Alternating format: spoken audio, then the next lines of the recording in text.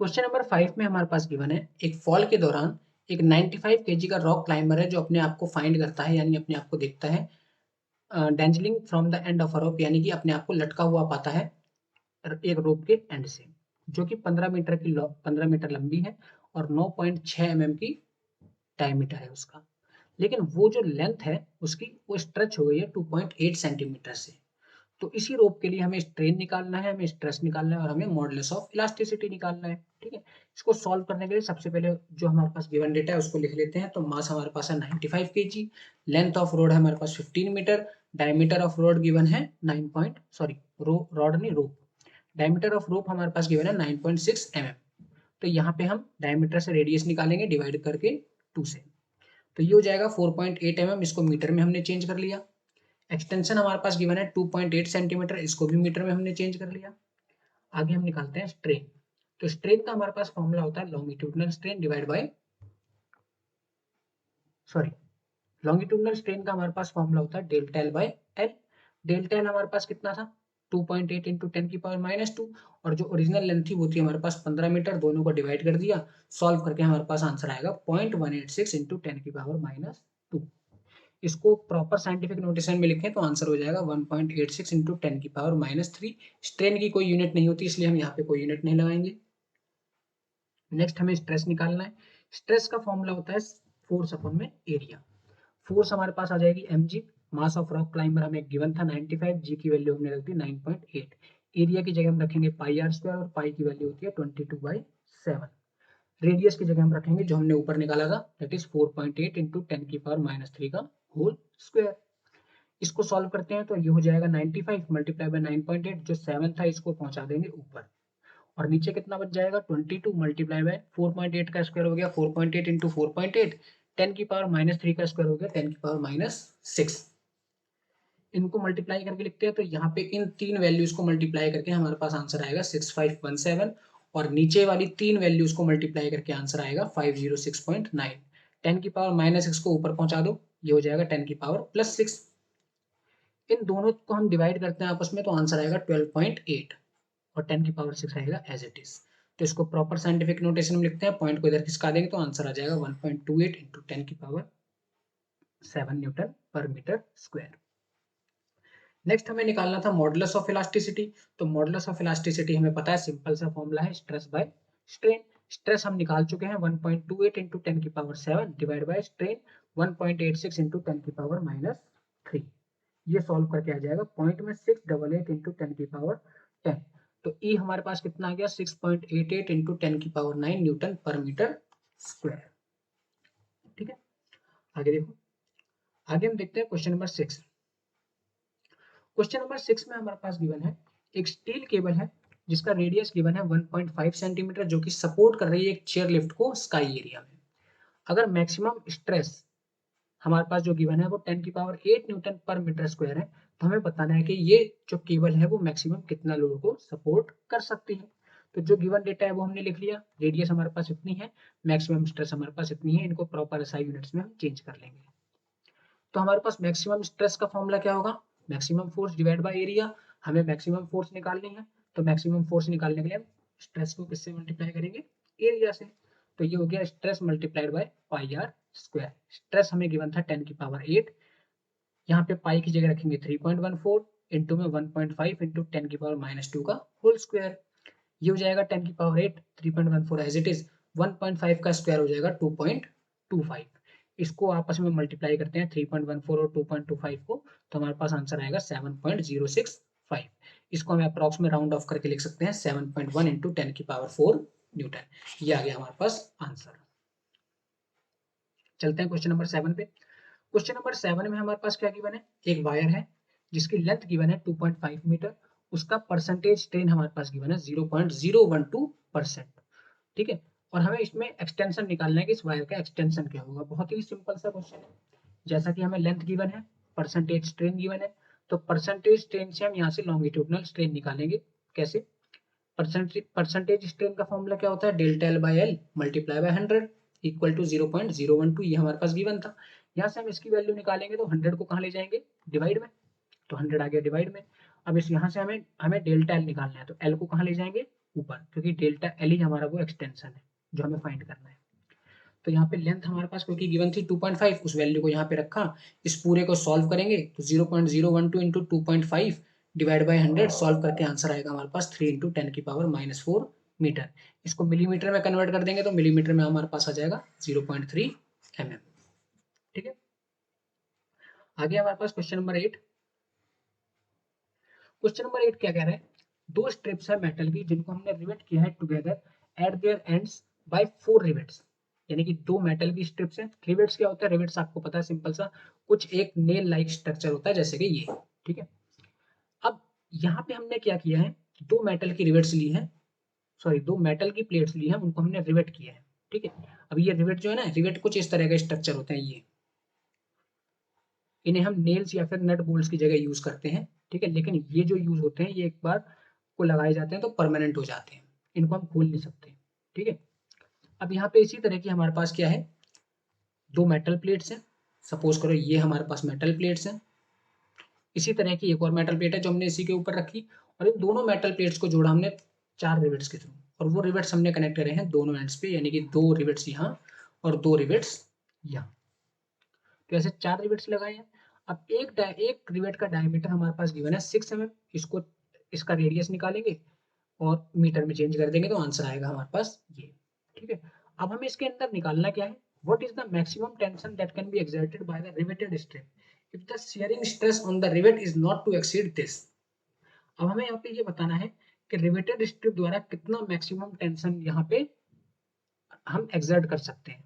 ठीक है, ताकि जो रिवेट पे स्ट्रेस है वो इससे ज्यादा एक्सीड ना होने पाए। यानी इन शॉर्ट हमें एक रिवेट पे, एक सिंगल रिवेट पे मैक्सिमम स्ट्रेस गिवन है जो कि है इतना। ठीक है, अब हमें ये अज्यूम करके चलना है कि हर रिवेट कितना लोड उठा रहा है, 1/4। तो चारों के चारों जो रिवेट्स होंगे वो कितना लोड उठाएंगे, पूरा का पूरा। ठीक है, यानी कि जितना भी हमारे पास एक रिवेट से फोर्स निकलेगी उसको हम 4 से मल्टीप्लाई कर देंगे तो हमारे पास क्या आ जाएगा, टोटल मैक्सिमम टेंशन। तो इसको सॉल्व करते हैं, कैसे सॉल्व करेंगे, जैसे कि हमें सिग्मा मैक्सिमम गिवन है। ठीक है, तो सिग्मा मैक्सिमम का फॉर्मूला क्या हो जाएगा, F maximum divide by A, area की जगह हमने रख दिया पाई आर स्क्वायर। ठीक है, अब यहाँ पे जो एफ मैक्सिमम है ये हमारा मैक्सिमम टेंशन है जो कि एक्सर्ट हो रहा है एक सिंगल रिवेट के द्वारा। ठीक है, तो यहाँ पे एफ मैक्स कितना लिख दिया मैंने, सिग्मा मैक्स इंटू में पाई आर स्क्वायर। सिग्मा मैक्स मेरे पास कितना हो गया, 6.9 इंटू 10⁹ मल्टीप्लाई बाय पाई की वैल्यू हो गई 22/7, आर की वैल्यू कितनी होगी 3 इंटू 10⁻³ का होल स्क्वायर। यहाँ पे इसको सॉल्व करते हैं तो ये सॉल्व करके आएगा 1366.2 डिवाइड बाय 7 इंटू में 10⁻3। इसको आगे सॉल्व करते हैं तो ये हमारे पास कितना आ जाएगा 195.17 इंटू 10⁻3। ठीक है, अब आगे देखते हैं। अब ये जो हमारे पास लोड आया है या ये जो टेंशन आया ये एक सिंगल रिवेट के द्वारा था।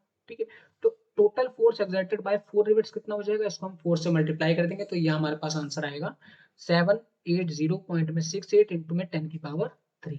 इसको प्रॉपर साइंटिफिक नोटेशन में लिखें तो ये हो जाएगा हमारे पास 7.8 इंटू में, ये यहाँ पे गलत हो गया,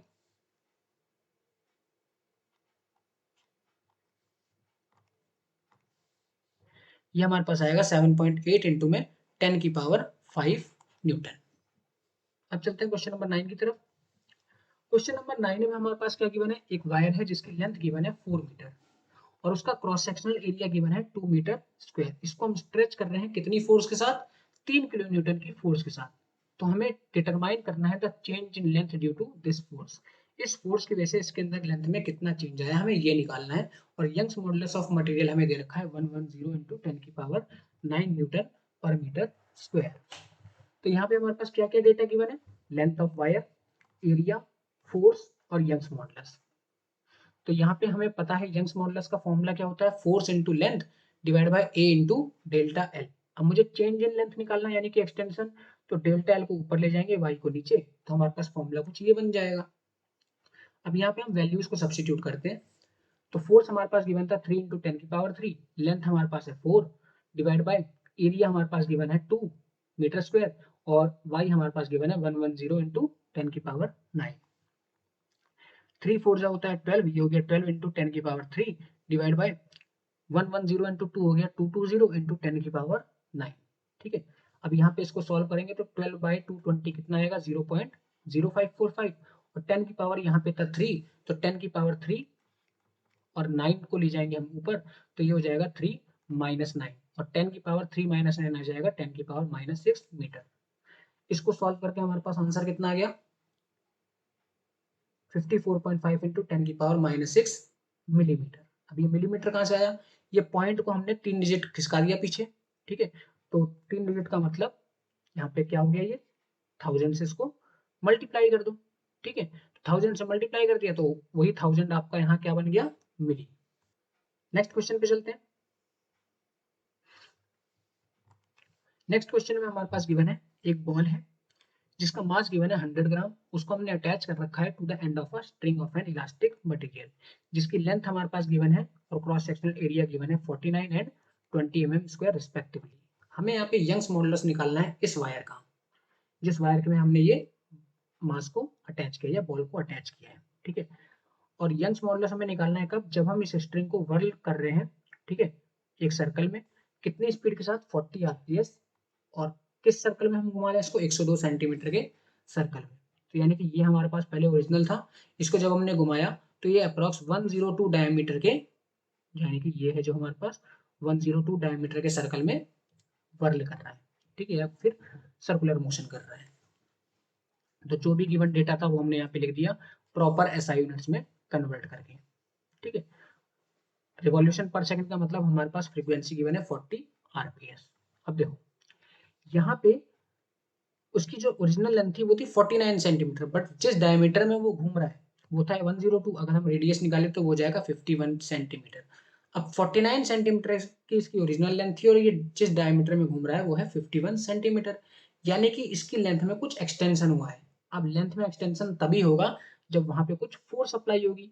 अब यहाँ पे कौन सी फोर्स अप्लाई हो रही है, क्योंकि जब कोई ऑब्जेक्ट सर्कुलर मोशन में घूमता है तो उसके ऊपर एक सेंट्रीफ्यूगल फोर्स लगती है, तो सेंट्रीफ्यूगल फोर्स इसको बाहर खींचना चाहता है, ठीक है, और उस बाहर खींचने की वजह से उसने इसकी लेंथ को क्या कर दिया, स्ट्रेच कर दिया। तो यानी कि यहाँ पे जो एक्सटेंशन आ गया हमारे पास 51 माइनस 49 यानी कि 2 सेंटीमीटर का एक्सटेंशन हो गया है, जिसको हम यूज करेंगे बाद में यंग्स मॉडुलस को निकालने के लिए। पहले हम ये फोर्स निकाल लेते हैं जो फोर्स यहाँ पे लग रही है, यानी कि सेंट्रीफ्यूगल फोर्स। तो सेंट्रीफ्यूगल फोर्स या सेंट्रीपिटल फोर्स दोनों का एक ही फॉर्मूला होता है और वो होता है हमारे पास mr ओमेगा स्क्वायर। ओमेगा की जगह हम रखेंगे 2 पाई एफ, क्योंकि ओमेगा क्या होता है, एंगुलर फ्रीक्वेंसी, और एंगुलर फ्रीक्वेंसी हमें पता है किसके बराबर होता है, 2 पाई एफ, या फिर हम सिंपली बोल सकते हैं एंगुलर फ्रीक्वेंसी और आपकी जो फ्रीक्वेंसी है वो दोनों किस तरह से रिलेटेड होती है, इस फॉर्मूले के अकॉर्डिंग। अब हमें करना कुछ नहीं, यहाँ पे सारी वैल्यूज पुट करनी है। मास ऑफ बॉल हमारे पास 0.1 था, यह है radius of circle that is 0.51, 2 का स्क्वायर करेंगे तो 4 हो जाएगा, पाई का स्क्वायर यानी कि 3.14 इंटू 3.14, और फ्रीक्वेंसी गिवन थी 40 तो उसको भी हमने स्क्वायर कर दिया तो 40 मल्टीप्लाई बाय 40। इस पूरे को सॉल्व करके हमारे पास आंसर आएगा 3.22 इंटू 10 की पावर 3 न्यूटन। अब यहाँ चेंज इन लेंथ निकालते हैं, तो चेंज इन लेंथ हमारे पास हो जाएगी रेडियस ऑफ सर्कल माइनस में लेंथ ऑफ स्ट्रिंग, जो कितना आ गया, ये हो गया हमारे पास 0.02 मीटर। अब हमें जो चीज निकालनी थी वो निकालते हैं, यंग्स मॉडुलस निकालना था, तो यंग्स मॉडुलस का फॉर्मूला क्या हो जाएगा, फोर्स इंटू में length divide by A into में डेल्टा एल। सारी वैल्यूज को पुट करते हैं, फोर्स आ गई ये, एल आ गया हमारे पास 0.49, ये ओरिजिनल लेंथ रखनी है, ठीक है, और एरिया हमारे पास ये रहा और डेल्टा एल हमारे पास ये रहा। 3.22 को मल्टीप्लाई करेंगे 0.49 से तो हमारे पास आंसर आएगा 1.58, 20 को मल्टीप्लाई करेंगे 0.02 से तो आंसर आएगा 0.4, ठीक है। -6 से इसको ऊपर ले जाएंगे तो हो जाएगा 10 की पावर 9 और इसको डिवाइड करके आंसर आएगा 3.95। ये आ गया हमारे पास Young's modulus for that string.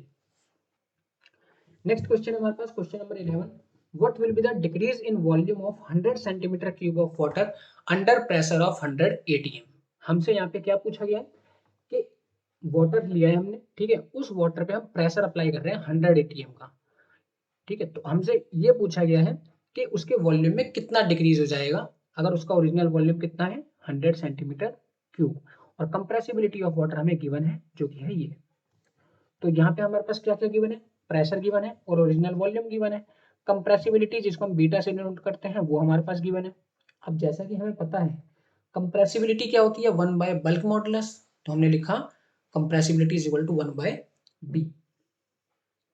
अब हमें पता है बल्क मॉडुलस का फॉर्मूला क्या होता है F V divide by A delta V, और एफ बाय ए को हम प्रेशर भी लिख सकते हैं, तो ये हो जाएगा प्रेशर इंटू में V divide by delta V. अभी जो बल्क मॉडुलस का फॉर्मूला है पीवी बाय डेल्टा वी, इसको हम सब्स्टिट्यूट कर देंगे इस वाली इक्वेशन में, यानी कि यहाँ पे। तो बीटा इज इक्वल टू क्या हो जाएगा 1 बाय बी की जगह हमने क्या रखा पीवी, और डेल्टा वी को पहुंचा दिया ऊपर। तो ये फॉर्मूला हमारे पास क्या बन गया, ये आ गया हमारे पास फॉर्मूला। अब यहाँ से हमें डेल्टा वी निकालना है, यानी कि डिग्रीज इन वॉल्यूम। तो डिग्रीज इन वॉल्यूम कितना हो जाएगा, बीटा में क्या मल्टीप्लाई कर देंगे प्रेशर और ओरिजिनल वॉल्यूम। तो ये हो गया हमारे पास 4 इंटू 10⁻⁵, ये हमारे पास बीटा गिवन था। प्रेशर है हमारे पास 100 एटीएम और वी है हमारे पास 100। सारी वैल्यूज को सब्स्टिट्यूट किया तो हमारे पास आंसर कितना आ गया 0.4 सेंटीमीटर क्यूब। आगे चलते हैं क्वेश्चन नंबर 12 पे। क्वेश्चन नंबर 12 में गिवन है एक मटेरियल है जिसका पॉइजन रेशियो गिवन है 0.2। उस पर हम एक लोड अप्लाई कर रहे हैं जिसकी वजह से उसके अंदर कुछ लॉन्गिट्यूडनल स्ट्रेन आता है, तो हमें परसेंटेज चेंज निकालना है उसके वॉल्यूम में। तो यहाँ पे हम सॉल्व करते हैं इसको, पॉइजन रेशियो हमारे पास ये गिवन है, लॉन्गिट्यूडनल स्ट्रेन ये गिवन है। अब जैसा कि हमें पता है पॉइजन रेशियो क्या होता है lateral strain by longitudinal strain, तो यहाँ से हम लेटरल स्ट्रेन निकालने वाले हैं। अब लेटरल स्ट्रेन का क्या काम है, हमें तो यहाँ परसेंटेज चेंज इन वॉल्यूम निकालना है, ये आपको अभी समझ में आएगा कि हमने लेटरल स्ट्रेन क्यों निकाला। तो पहले लेटरल स्ट्रेन को निकाल लेते हैं।